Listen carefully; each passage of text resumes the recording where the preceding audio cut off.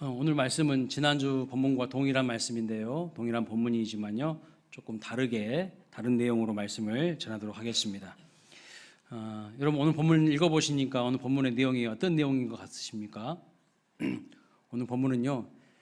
예수님의 다시 오실 그 재림에 대한 내용입니다. 예수님의 재림에 대해서 사람들의 반응이요. 크게 두 가지로 갈라지는 것 같아요. 하나는 무조건적인 거부. 특별히 이제 우리 한국 사회에 있었던 시한부 종말론자들로 인하여서 이 재림이라는 주제 자체에 대해서 거부감을 가지신 분들이 상당히 많은 것 같습니다. 또 정반대는 이 재림이라는 주제에 대해서 비정상적인 과한 반응을 보이면서 과도하게 또한 집착하는 분들도 있다는 것이죠. 그래서 오늘 본문 말씀을 통해서 성경이 재림에 대해서 무엇이라고 말씀하시는지에 대해서 좀 살펴보고자 합니다. 자, 오늘 본문은 분명히 예수님이 다시 오신다는 것을 말씀하고 있어요. 예수님의 재림을 이야기하는 부분입니다. 그래서 40절, 본문 40절 말씀 보면은 깨어 준비하고 있으라 분명히 말씀하죠. 그렇다면 왜 우리가 이 시한부 종말론을 경계해야 할까요? 그들이나 우리나 똑같이 예수님이 다시 오실 그 재림을 사모합니다. 여러분 사모하세요? 아멘이라고 해주셔서 감사합니다. 분명히 사모하는 마음을 가지고 있어요. 마라나타, 아멘 주 예수여 어서 오시옵소서, 이런 마음을 가지고 있어야 돼요. 너무 현실이 편하고 좋으면요, 예수님 지금 오시지 말고 좀 나중에 아주 늦게 오시면 좋겠다, 이런 마음이 있겠죠. 근데 현실이 고되고 힘든 사람들은 어떨까요? 아멘 주 예수여 어서 오시옵소서, 주님의 그 오실 날을 대망할 거 아니겠습니까? 아무튼 어쨌든지 우리 그리스도인들은요, 예수님 다시 오실 그 재림을 사모해야 합니다. 그리고 똑같이 깨어 준비하고 있어야 되는 것이죠.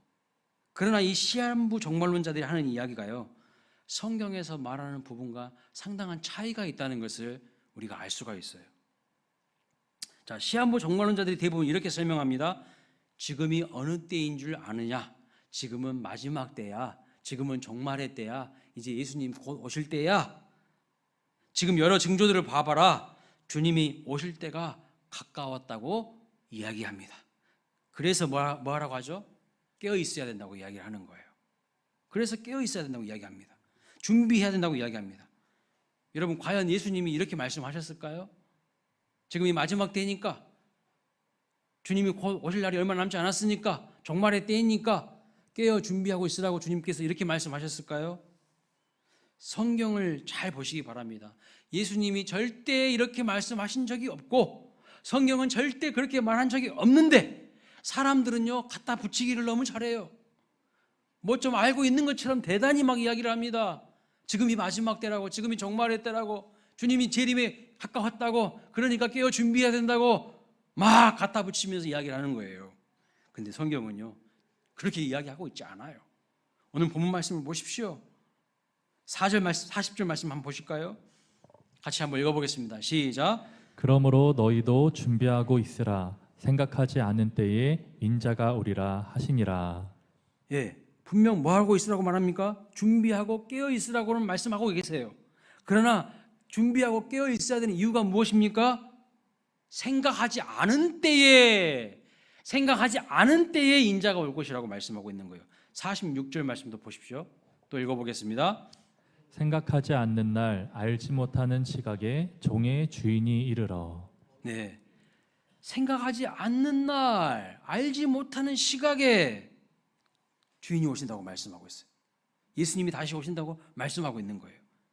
여러분 중요한 차이를 발견하셨습니까? 시한부 종말론자들은요, 이단 사이비들은 무엇이라고 이야기하냐면 자꾸 무슨 이야기를 하냐면 때를 이야기해요. 때. 지금이 어떤 때인 줄 아느냐? 지금이 마지막 때다. 지금이 재림의 때다. 그러니까 이 때를 이와여 깨어 준비하고 있어야 된다. 이렇게 말합니다. 성경은 그렇게 말하고 있지 않아요. 예수님은요 때와 상관없이 주님이 언제 오실지 모르니까 항상 깨어 있고 항상 준비하고 있으라 이렇게 말씀하고 있다는 거예요. 서로 다른 차이를 아시겠어요? 완전히 달라요. 제가 시험에 한번 비유해 보겠습니다. 여러분 학교 다닐 때 기말고사 보신 적이 있으시죠? 학교를 다 안 다니셨나 봐. 초등학교도 안 나오셨나 봐요. 여러분 기말고사를 위해서 우리가 평상시에 공부를 열심히 준비해야 됩니다. 그런데 우리 한국 사람들의 특징은 뭐냐면요, 평상시에 그렇게 차근차근 착실하게 공부 열심히 하는 사람 별로 없더라고요. 물론 있긴 있어요. 그런데 대부분 다 우리 한국 사람들은 어떻게 하냐면 벼락치기로 해요. 벼락치기. 딱 이제 기말고사 딱 닥치면 그때 그냥 막 몰아서 공부하죠. 우리가 시험을 앞두고 어떤 말을 주로 하냐면요, 야, 이제는 시험 공부해야 돼. 이제는 진짜 기말고사 준비해야 돼. 평소에는 준비하지 않았지만 이제는 시험 준비에 들어가야 돼. 왜? 왜냐하면 기말고사가 얼마 남지 않았기 때문이라고 이렇게 이야기합니다. 그렇죠? 마치 이런 식으로 성경을 해석하는 거야. 이렇게 평소에 하던 습관 그대로 예수님의 재림에 대해서도 이야기한다는 것입니다. 야, 이제 마지막 때가 된 것 같으니까 이제는 재림을 준비해야 된다고 말하는 거예요. 여러분, 이런 식의 성경 해석이나 설교가 다 틀린 것은 아니에요. 분명 지금 시대는요, 정말 마지막 시대인 것 같아요. 말세가 되면 나타날 징조에 대해서 디모데 전서 후서 말씀 보면 나와 있거든요. 그 말세의 징조가 그대로 지금 펼쳐지고 있기 때문에 지금이 분명히 마지막 때라고 생각이 됩니다. 그런데 제가 말씀드리려고 하는 것은 성경의 초점은 좀 그거와 다르다는 거예요. 성경은 오히려 시험 날짜가 정해져 있지 않고 아무 때나 불시에 시험을 칠 것이니까 1년 중에 아무 때나 시험을 볼 수도 있으니까 그러니까 항상 준비하고 깨어 있으라고 말씀하고 있습니다. 때가 되었으니까 준비하라는 것이 아니라 언제 오실지 모르니까 항상 준비하고 항상 깨어 있으라. 이것이 바로 성경이 말씀하는 내용이에요. 분명한 차이를 아시겠죠? 사실 예수님이 재림에 관한 말씀을 하실 때에 가장 경계하신 것이 뭘까요? 예수님이 가장 경계하신 것. 그런데 이단들은요, 그 예수님이 가장 경계한 것을 자기들 마음대로 해석해버려요. 예수님은 이것을 가장 경계하셨는데, 이것을 가장 염려하셨는데, 이단 사이비 시한부 종말론자들은요, 성경대로 해서 성경을 보지 않는 거예요. 가장 경계하신 것이 뭐예요? 때와 시기를 알려고 하지 말라고 하신 거예요. 마태복음 24장 36절에 이렇게 말씀하십니다. 읽어볼까요? 그러나 그날과 그때는 아무도 모르나니 하늘의 천사들도 아들도 모르고 오직 아버지만 아시느니라. 그랬어요. 오직 누구만요? 하나님 아버지만 아신대요. 그런데 내가 기도 많이 해보니까 하나님이 너만 알고 있어? 너한테 알려줄게. 그렇게 하면서 먼저 온다고 하는 이단들은요, 전부 사입이에요. 전부 거짓 가짜들이에요. 아무도 모른다고 명시하고 있잖아요.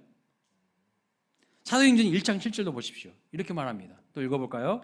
때와 시기는 아버지께서 자기의 권한에 두셨으니 너희가 알 바 아니요. 예수님의 말씀은요, 너희들 때와 시기에 대해서 알려고 하지 마라고 말씀하고 있는 겁니다.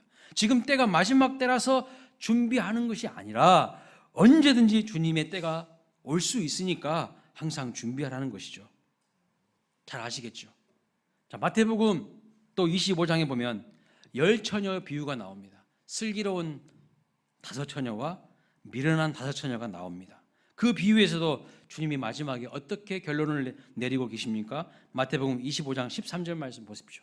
읽어보겠습니다. 시작. 그런즉 깨어있으라. 너희는 그날과 그때를 알지 못하느니라.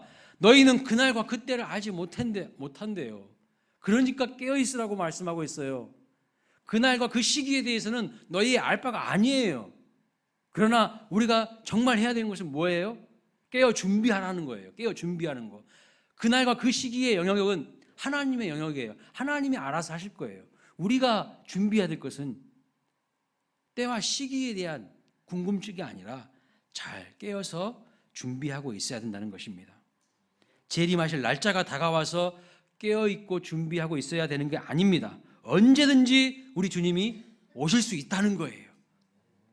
그래서 우리는요 항상 깨어 있어야 될 줄로 믿습니다. 그러면 왜 우리 주님께서 다시 오실 그 재림의 날짜를 알려주지 않으시는 걸까요? 왜요? 우리를 너무나도 잘 알고 계시기 때문이죠. 우리가 어떤 사람인지를 너무나도 잘 알고 계셔요. 그래서 만약 지금으로부터 150년 뒤에 예수님이 재림한다고 하면 우리는 어떻게 할까요? 나하고 상관없네. 마음대로 살자. 분명히 그런다니까요. 그런 사람이 수두룩이야. 150년 뒤에 내가 150살까지 살 수 있습니까? 알려줬어 봐요. 우리는 마음대로 살겠죠. 왜요? 아무 상관없으니까. 그런데 안 알려주시는 거예요. 왜요?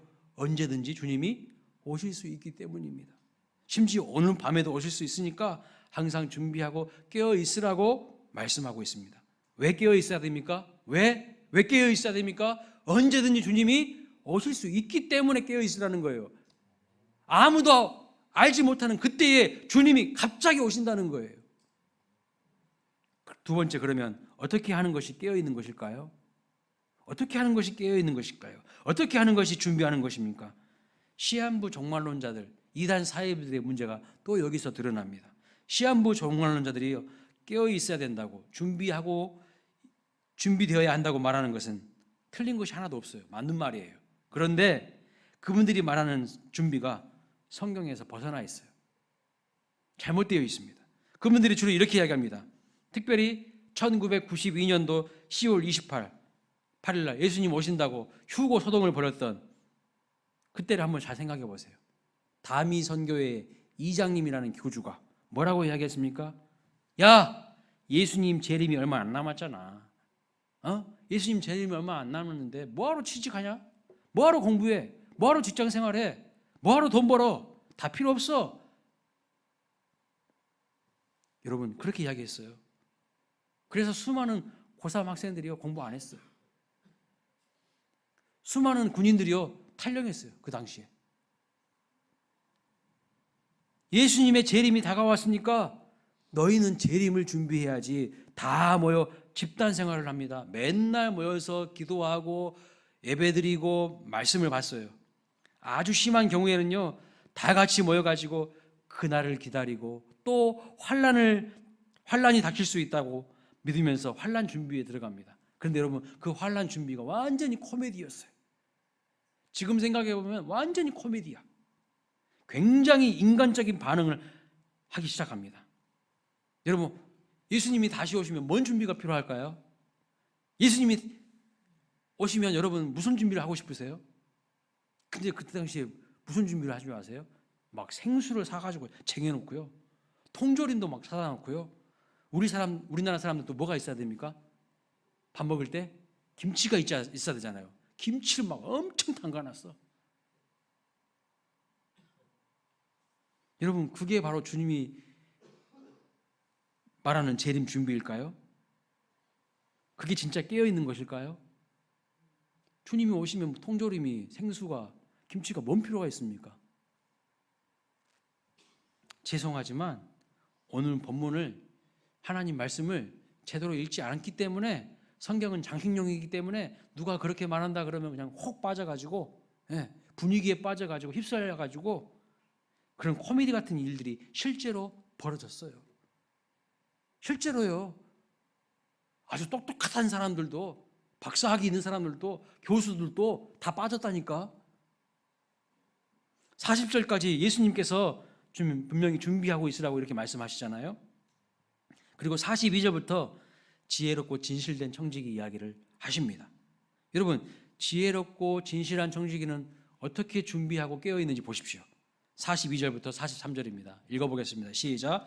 주께서 이르시되 지혜 있고 진실한 청지기가 되어 주인에게 그 집 종들을 맡아 때를 따라 양식을 나누어 줄 자가 누구냐? 주인이 이를 때에 그 종이 그렇게 하는 것을 보면 그 종은 복이 있으리로다.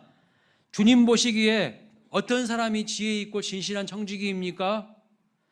주인의 다시 오심을 준비하고 있는 자입니다. 지혜롭고 진실한 청지기는 자기가 맡은 종들에게 때를 따라서 무엇을 나눠주는 자라고 말씀하고 있어요?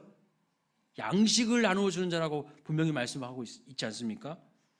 바로 이 사람들이 복받을 사람이라고 말씀하고 있어요. 자, 이번에는요, 준비되지 않는 것이 그러면 무엇인지를 또 설명합니다. 준비되지 않는 것이 45절 말씀을 보십시오. 읽어보겠습니다. 시작. 만일 그 종이 마음에 생각하기를 주인이 더디 오리라 하여 남녀 종들을 때리며 먹고 마시고 취하게 되면. 뭘 안 하는 거죠? 준비되지 않고 깨어있지 않은 이 사람들은 뭘 안 하는 거예요? 청지기로서 자기의 사명과 역할을 감당하지 않고 있는 거예요.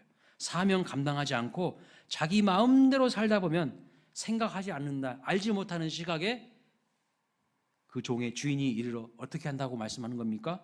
엄히 때리고 신실하지 않는 자의 벌에 처하겠다고 말씀하고 있어요. 지혜롭고 진실한 청지기는요, 상을 받아요. 더 많은 것을 그에게 주면서 맡겨요. 그런데 준비되지 않은, 깨어있지 않은 종은요, 엄한 벌에 처한다고 말씀하고 있어요.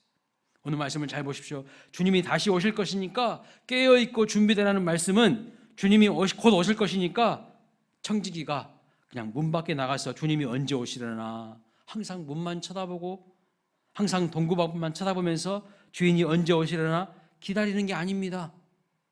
그런 것을 말하고 있는 것이 아니에요.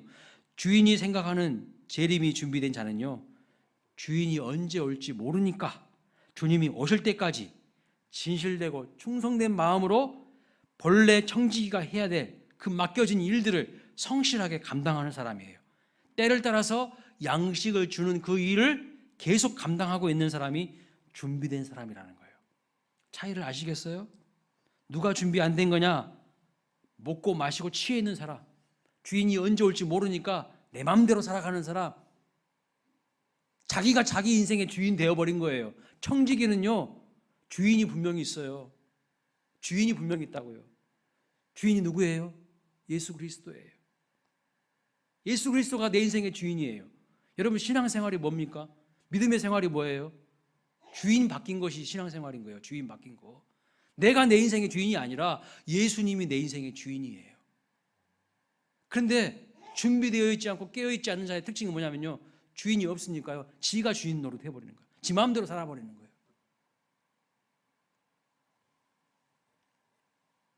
먹고 마시고 취해 있는 사람이에요. 주인이 곧 안 올 거니까 내 마음대로 살아가는 걸 보고 재림 준비가, 주님 오실 날 맞이할 준비가 안 됐다고 하는 겁니다. 여러분, 우리가 가지고 있는 선입견을 버려야 돼요. 재림 준비를 안 한다는 것이 주님이 다시 오실 것이니까 하늘만 쳐다보고 있는 건 아닙니다.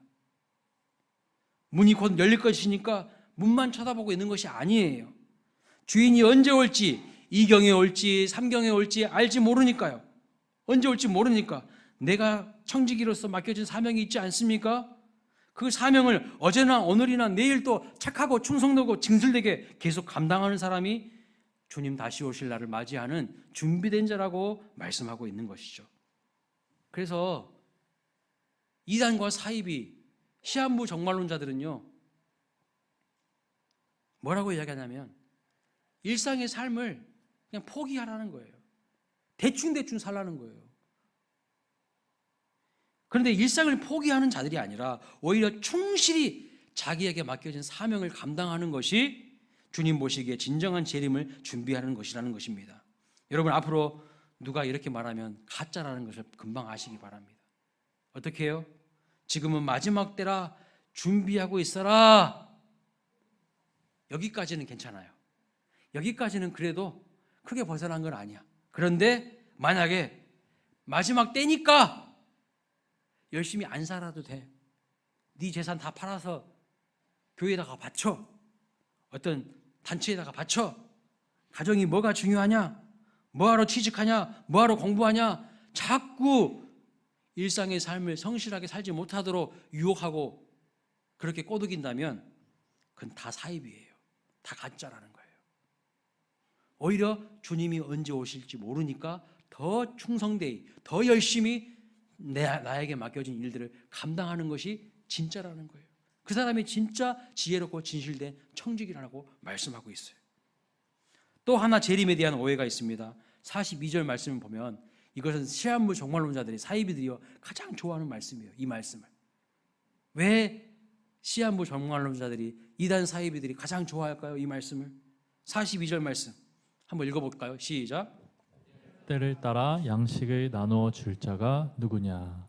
여기 보면 지혜롭고 있고 진실한 청지기가 되어서 주인에게 그 집 종들을 맡아 때를 따라 양식을 나누어 줄 자가 누구냐. 이 부분을요 어떻게 해석하냐면 사이비들은, 이단들은, 시한부 종말론자들은 어떻게 해석하냐면 때를 따라 양식을 나누어 줄 자가 누구냐. 그러니까 이 때라는 게 종말의 때라고 해석합니다. 종말의 때. 종말의 때니까 종말의 때에는 종말의 때에 필요한 양식을 나눠줘야 된다는 거예요. 종말의 때에 필요한 설교를 해야 된다는 거예요. 그래서 이 사람들은요 지금 예수님이 오실 날이 얼마 남지 않았습니까? 재림의 날이 얼마 남지 않았습니까? 종말의 때이니까 종말의 때에 맞는 양식을 전해줘야 된다, 나눠줘야 된다고 이야기하면서 성경 요한계시록을 설교해야 된다고 이야기해요. 성경 요한계시록을 꼭 설교해야 된다고 이야기해요. 종말의 때에 필요한 양식이 뭐라고요? 요한계시록이라고 자기들 마음대로 갖다 붙이면서 성경을 해석해요. 그런 뜻이 전혀 아닙니다. 정말 때를 따라서 양식을 나누어 주라는 말씀이 지금은 마지막 때이니까 요한계시록 설교해야 된다는 말씀일까요? 성경을 제대로 읽지 않으면요 이런 코미디 같은 일들이 벌어지고요 그것에 사람들 다 속아가지고 넘어간다니까요. 오늘날도 이단 사이비 교회에 가가지고 앉아있는 사람들이 수두룩 빡빡이에요. 엄청 많아요. 영어 성경을 한번 보시기 바랍니다. NIV 성경인데요 이렇게 나와 있어요. 무슨 뜻이냐면 적절한 시간에 그들에게 할당된 음식을 그들에게 주라 이런 뜻이에요. 때를 따라 양식을 나누어 줄 자가 누구냐 이 말씀을 영어 성경에는 그들에게 할당된 음식을 그들에게 주라 이렇게 표현하고 있어요. 이게 allowance라는 말이 무슨 뜻이냐면 할당량이라는 뜻입니다. 그러니까 무슨 뜻이냐면요 주인이 떠나면서 청지기에게 일을 맡겨줬어요. 무슨 일일까요? 원래는 주인이 하던 일인데 이제 중간 관리자인 이 지배인격인 청지기에게 종들에게 음식을 할당량을 나눠주는데 주인이 떠나니까 청지기에 그 일을 대신 맡겨준 겁니다. 청지기에게 시킨 것은 종들에게 나눠줘야 할 할당량을 주는 거예요. 그러니까 시대가 바뀌니까 시대에 따라 다른 양식을 주라는 것이 아니라 원래 주인이 하던 일을 그 청지기에게 맡기니까 때를 따라 필요한 양식을 주라는 것이죠. 그 이상도 그 이하도 아니에요. 그런데 이것을 이상하게 비틀어가지고 지금이 마지막 때니까, 지금이 종말의 때니까, 지금은 요한계시록을 설교해야 된다고 이렇게 이야기한다는 거예요. 그래서 요한계시록 설교하지 않은 목사들은 다 가짜라고, 자기들만 진짜라고. 여러분, 때를 따라 양식을 나눠줄 자가 누구냐는 말은요, 시대가 바뀌었으니까 이 시대에 따라서 설교를 다르게 해라, 하나님 말씀을 다르게 해석해라는 의미가 아니라 다른 새로운 것을 하라는 것이 아닙니다. 주인이 원래 하던 일을 청지기가 맡았으면 주인이 있으나 없으나 진실되고 충성된 마음으로 주인이 하던 일을 계속 감당하라는 뜻이죠. 그래서 진실된 청지기로 사는 것이 주님의 재림을 준비하는 것이고, 진실된 청지기는 무엇을 계산하지 않을까요? 무엇을 계산하지 않을까요? 여기서 또 진실된 청지기와 준비되지 않은 가짜의 차이가 나타나요. 진실된 청지기는요, 때를 계산하지 않아요. 때를 계산하지 않아요. 주님이 언제 오실까를 계산하지 않습니다. 누가요? 진실되고 지혜로운 충성된 청지기는 그걸 계산하지 않아요. 언제 주님이 오시든지 상관없어요. 왜요? 항상 준비하고 있으니까. 준비가 되어 있으니까. 근데 누가 준비 안 된 청지기는요, 주님이 오시면 두려워요. 두려워. 나는 오늘도 진실된 청지기로 사는 거예요. 그러나 악한 청지기의 문제는 뭐냐면요, 늘 때를 계산해요. 늘 때를 계산하고 있어요. 가만히 보니까 주인이 금방 올 것 같지 않습니다. 예를 들면 이런 거예요. 주인이 가는데 30일 걸리고 다시 오는데 30일 걸려. 계산을 하는 겁니다. 적어도 60일은 내 마음대로 살 수 있는 거야. 이게 바로 악하고 게으른, 충성되지 않은 종이라는 것입니다. 여러분, 주님이 언제 오실지 우리가 알 수가 없음을 깨달으시기 바랍니다. 언제 오시든 전혀 중요하지 않아요. 때가 시기에 관하여서는 우리의 알 바가 아닙니다. 저와 여러분요, 주님이 당장 오실 수도 있기 때문에 나에게 맡겨진 그 청지기의 사명을 충성되고 진실되게 감당하며 살면 되는 거예요. 그게 바로 주님이 오시는 날을 준비하고 살아가는 겁니다. 날마다 하늘 쳐다보고 있는 거 아니고요, 학교생활, 직장생활 다 포기하는 것, 그거 재림 준비가 아니고 주님의 뜻이 그런 게 아니라는 거예요. 주인이 없는 시간은 나를 보는 눈이 없기 때문에 나의 속이 다 드러나는 시간이에요. 그렇지 않습니까? 아무도 보는 이 없을 때 여러분은 누구십니까? 아는 사람 아무도 여러분을 보지 않을 때 여러분은 누구세요? 그때 진짜 자기의 모습이 드러나는 거예요. 진실된 청지기는요, 아무도 나를 보지 않아도 정말 진실되게 일을 합니다. 다윗을 보십시오. 다윗이 딱 그런 사람이에요. 이 사람에게 무엇이 맡겨졌냐면 양이 몇 마리 맡겨져 있습니다. 성경에 보면 몇 안 되는 양입니다. 그런데 이 양반이요, 몇 안 되는 양을 진실되고 충성되게 목숨 걸고 지키는 것을 볼 수 있어요. 여러분, 만약에 여러분이 양을 쳤다고 한번 생각해 봐요. 그런데 곰도 와서 양을 잡아가고 사자도 나타나서 양을 물어갔다고 한번 생각해 봅시다. 그럼 여러분은 어떻게 하시겠어요? 여러분은 어떻게 하시겠어요? 다윗은요, 그 곰을 쫓아갔어요. 다윗은 그 사자를 쫓아가요. 그리고 돌을 던져요. 그리고 입을 찢어요. 자기의 목숨을 걸고 곰하고 사자에게 잡혀간 그 양을 구해내요. 지켜내요. 이게 바로 진실되고 충성된 천직이라고 말씀하고 있는 거예요. 하나님이요, 그 모습을 보고 깜짝 놀라요. 아니, 몇 안 되는 양을 이렇게 목숨 걸고 충성되게 지켜내는 그 모습을 보고 하나님이 깜짝 놀라신다고. 그리고 어떻게 하신 줄 아세요? 아예 하나님의 양들, 이스라엘 백성을 이제 아예 통째로 그에게 맡겨버려요. 어떻게 해요? 이스라엘 왕으로 세워서. 작은 일에 충성된 자에게 하나님이 큰 것도 맡기시거든요. 하나님이 여러분이 그걸 보고 계시는 거야.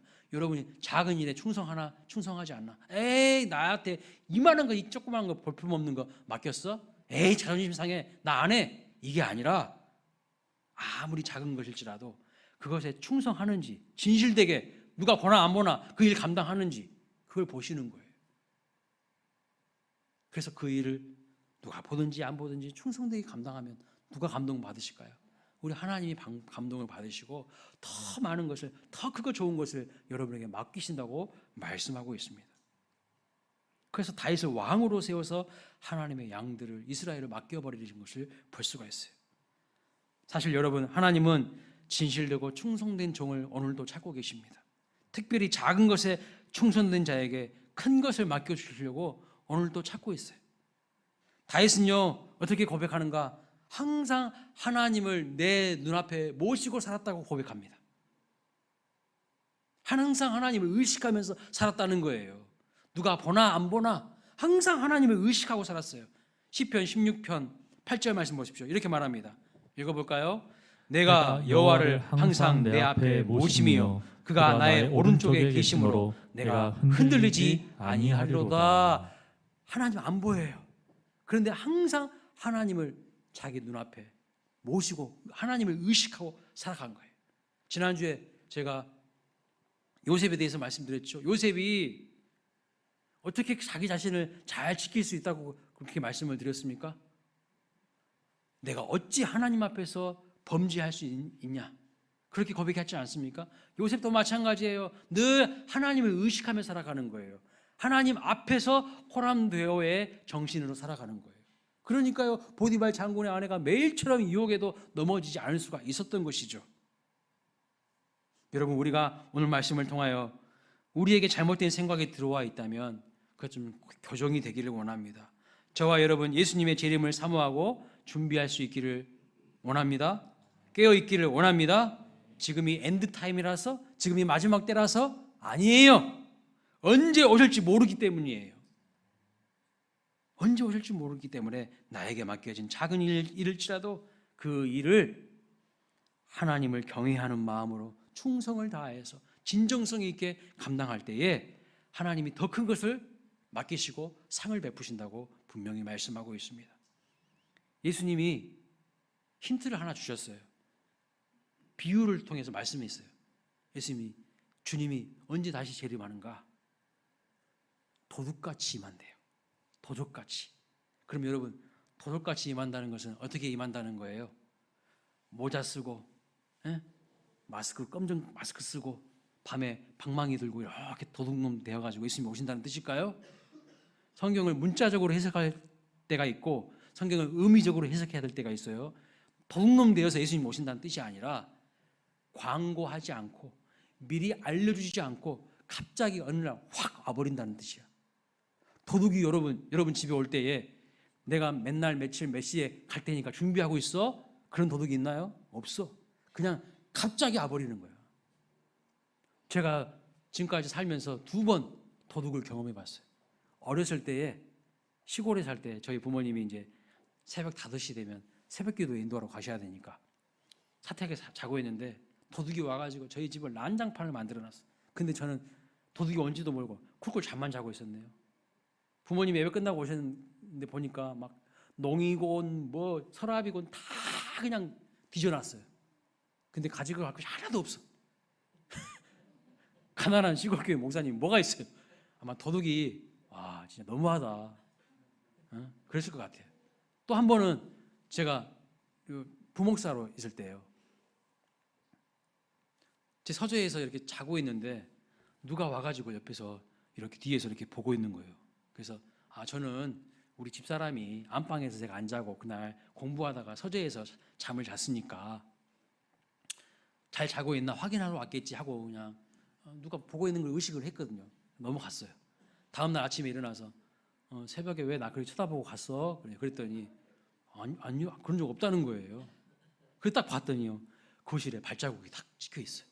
그리고 이렇게 앞으로 베란다를 향해서 넘어간 것이 딱 발자국이 다 찍혀 있는 거예요. 밤손님이 왔다 가신 거예요. 밤손님이 왔다가 뭐 가져갈 거 있나 봤는데 너무 가난해가지고 아무것도 없는 거죠. 아무것도. 그런데 제 마음은 어떠냐면 기분이 정말 나쁘더라고요. 기분이 정말 나빠. 여러분, 주님이 알지 못하는 시각에 갑자기 오신다는 거예요. 갑자기 오신다. 종말은요, 예수님이 오심으로도 종말이 되지만 또 한 가지 종말이 있어요. 성경에 말하는. 그것은 뭐냐면 내가 죽는 것도 종말이라는 거예요. 여러분, 내가 죽는 것도 언제 어떻게 죽을지 몰라요.